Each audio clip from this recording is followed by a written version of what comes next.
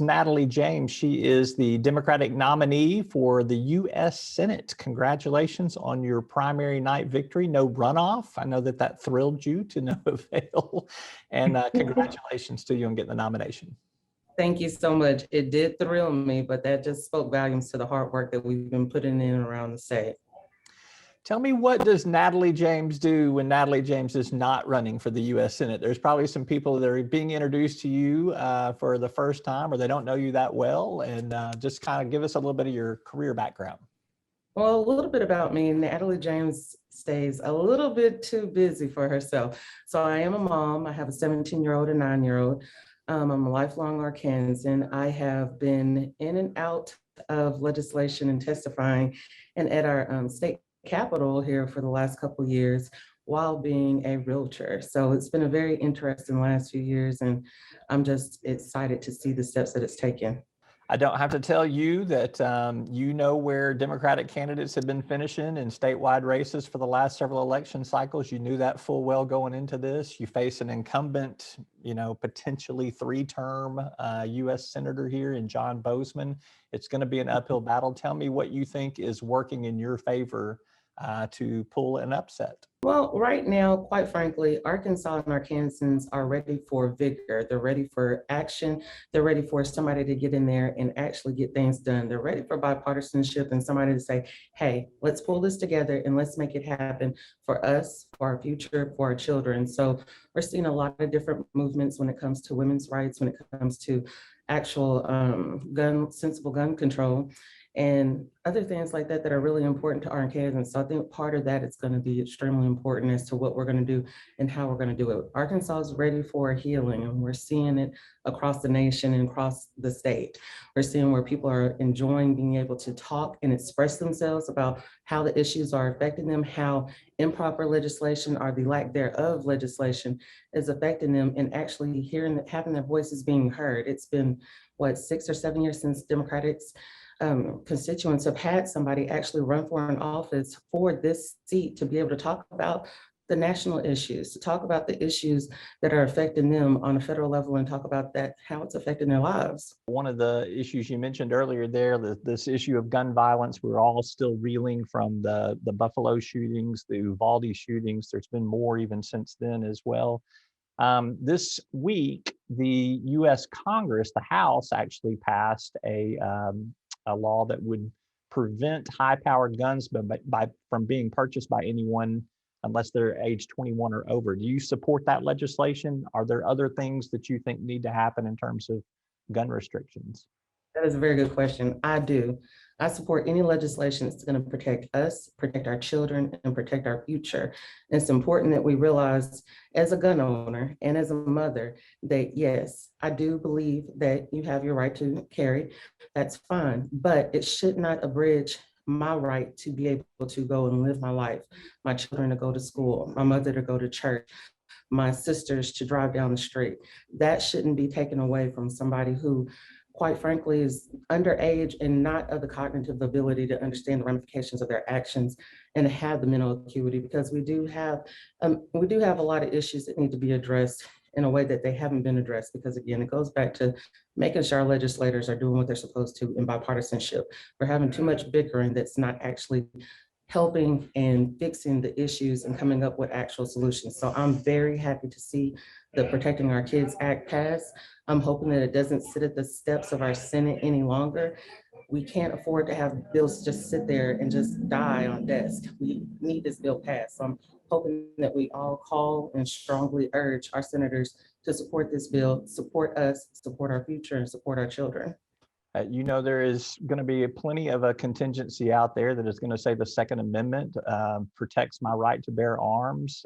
If I'm 18 years old and can serve my country, I should be 18 years old and be able to buy a weapon under that guise of the Second Amendment there. So, how do you push back on the fact that there's a constitutional right at risk here?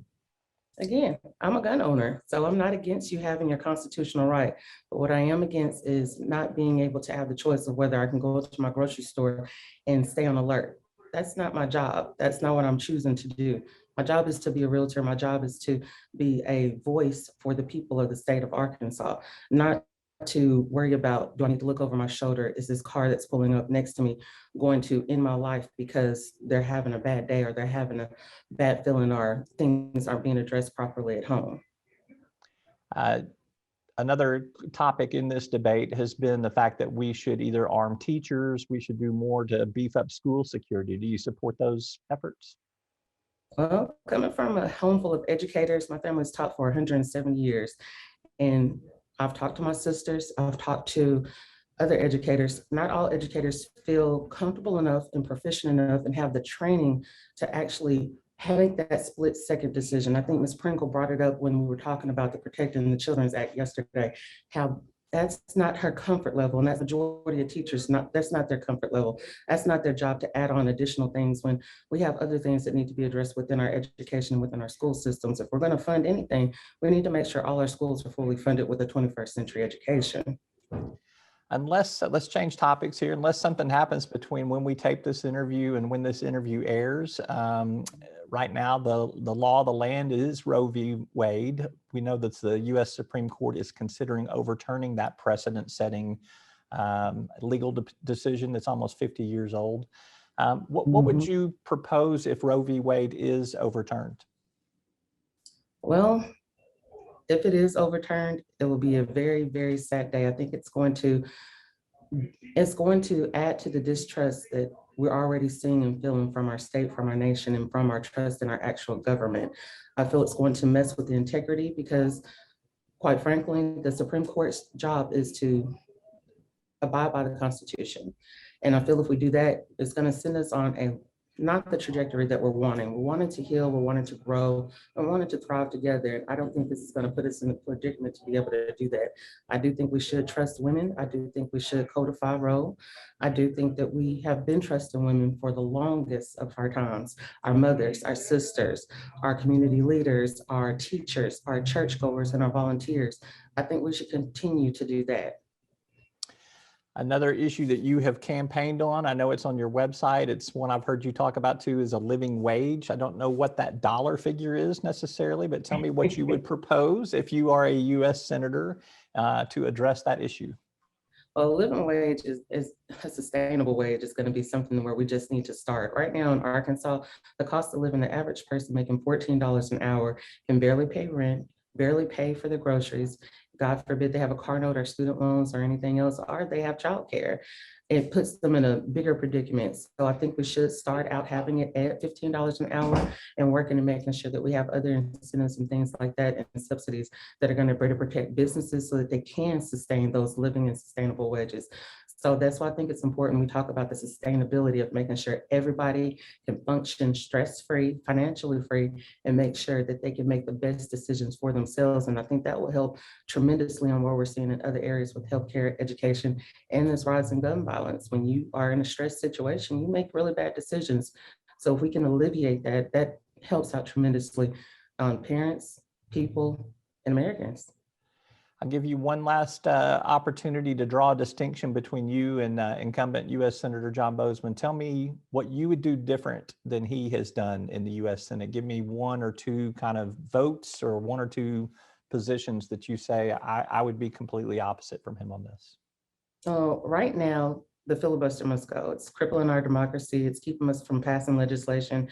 Me personally, I would be up there. I would actually be pushing for issues. I would be demanding for our legislation to actually vote for Arkansans instead of, like I said, we have two bills sitting up there at the steps of the Senate waiting to be heard. I would be pushing for bipartisanship across the aisle to make sure that those votes are heard.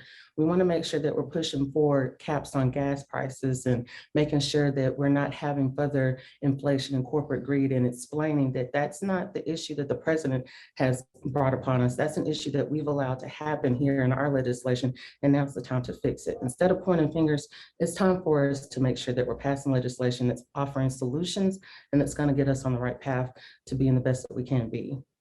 All right, Natalie James, she is the Democratic nominee for the US Senate in this election cycle. Thank you for your time. I hope to visit with you again later on in the year. Thank you. Thank you so much. And thanks for having me. I greatly appreciate it.